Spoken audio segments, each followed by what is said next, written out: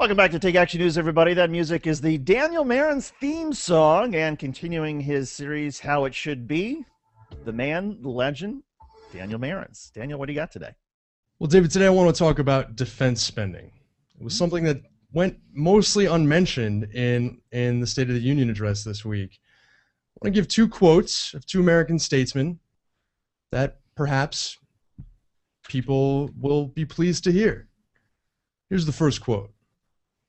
"The only thing that's worse than cutting national defense is not having any scheduled cuts at all." That was about the sequester. "Audit the Pentagon." That was about the Pentagon. Any guesses as to who said those two statements? Was it a Ronald Reagan? Well, no. The first statement was by Congressman Jim Jordan, one of the most conservative members of the House of Representatives, a Republican from Ohio. The second statement is one by Rand Paul, one of the leader of the libertarian wing of the Republican Party. They weren't made by any Democratic politicians. There were no Democratic politicians, elected officials, that came forward and said, well, sure, the immediate spending cuts in defense, $500 billion over 10 years, it's too immediate, but we'd like to replace them with equally deep cuts that are done more intelligently and spread out over time. I haven't heard anyone say that. No. But that's kind of funny because it amounts to something like 5% of the entire defense spending we're going to go to over the next 10 years. Just how much do we spend on defense right now? Well, from 2011 to 2012, when we were cutting spending across the board, our official military budget went from $718 billion to $729 billion. It grew. But if you include the Veterans Affairs Department and the Department of Homeland Security, which has been exposed for having tons of pork barrel projects, in fact, our total defense budget looks more like $930 billion a year. Think about how many schools we could fund with that money. How much clean energy R&D we could fund with that money. Think about how many old people we could provide with nursing home care with that money. We don't really know, in fact, how much the Pentagon spends altogether, because the Government Accountability Office, which normally audits all government agencies, said, the Pentagon is so big, we can't audit it. Well, so much for national responsibility. Fact of the matter is, we have a serious problem with defense spending.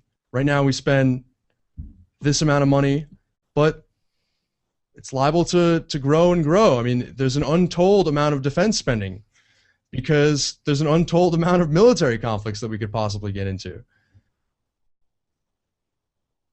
President Dwight Eisenhower, who was Republican during the 1950s, had it right. There's a military-industrial complex. You can't isolate specifically that the motive for wars is industrial buildup, but it certainly sweetens the pie. And certainly sometimes the motive for industrial buildup is just industrial buildup, defense buildup. Now, you could argue that we get a lot of useful things out of defense spending. That may be true. A lot of R&D money. But is that money being best spent on a Cold War style submarine fleet, or Cold War nuclear warhead arsenal, or the F-35 jet engine, which most people believe can't even be used to allow a plane to take off? No. These are pork barrel projects. This is a substitute for a real jobs policy in this country in many rural areas. And it's corporate giveaways to some of the most powerful people in Washington, our defense contractors. Why do you think that there's such a rush to get rid of the sequester? It's not because of the education cuts. It's because of the defense cuts. Here's how it should be. We can double the amount cut by the sequester over 10 years. You know how I know that? Because Ron Paul, a Republican congressman from Texas, and Barney Frank, an outgoing, now retired, Democratic liberal congressman from Massachusetts, came together and found $1 trillion in defense cuts spread out over 10 years, working with a group called the Sustainable Defense Task Force, that would not harm our national security at all. would reduce our military base presence in Europe, parts of Asia, would close some bases at home. Yes, that's controversial, but mostly it would save all this money in unnecessary nuclear warheads and submarines and lucrative defense contracts that only really benefit defense contractors. We want to talk about budget problems. This is a real budget problem. Democrats need to start talking about it. It shouldn't just be the libertarians. It shouldn't just be Grover Norquist, who to his credit has made this a real issue, who are talking about cutting defense spending. Democrats now have the upper hand on national security because we've shown that we can attack terrorism without invading countries unnecessarily. We can find common ground with some of these libertarian members of Congress to cut defense spending. That may be more doable than some of the tax increases that the president is looking for. Now, I want to be clear. There are going to be calls from the right to reduce veterans' benefits out of this. And that's something that the left cannot tolerate and should not tolerate.